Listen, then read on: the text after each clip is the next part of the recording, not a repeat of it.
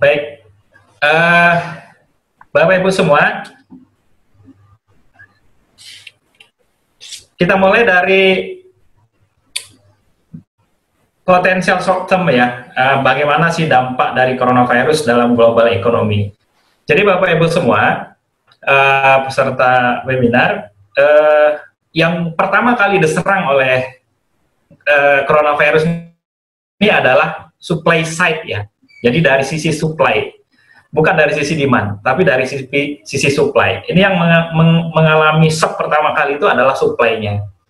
Kenapa supply? Itu karena ada lockdown. Jadi pada saat lockdown, kegiatan ekonomi, kegiatan supply ekonomi itu berhenti. Kalau demand itu nggak bisa berhenti, orang masih butuh makan, orang masih butuh, semuanya orang butuh sebenarnya, dan punya potensi di awalnya seperti itu, punya uang, punya potensi untuk seperti itu. Tetapi supply yang harus berhenti awalnya, karena harus ada kebijakan untuk lockdown atau social distancing.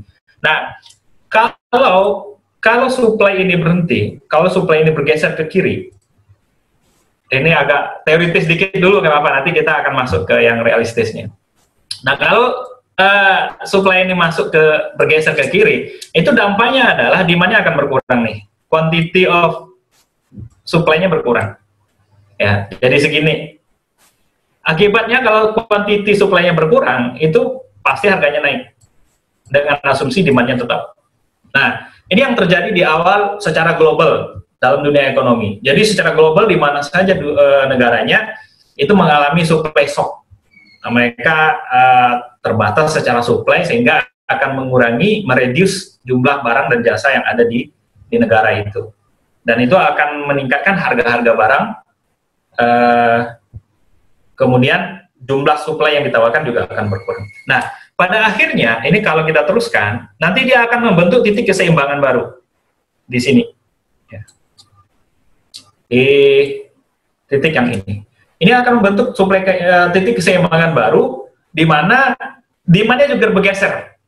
Karena harganya udah naik tadi duluan, karena supply berkurang, harga naik, demand juga bergeser berkurang ke kiri bawah.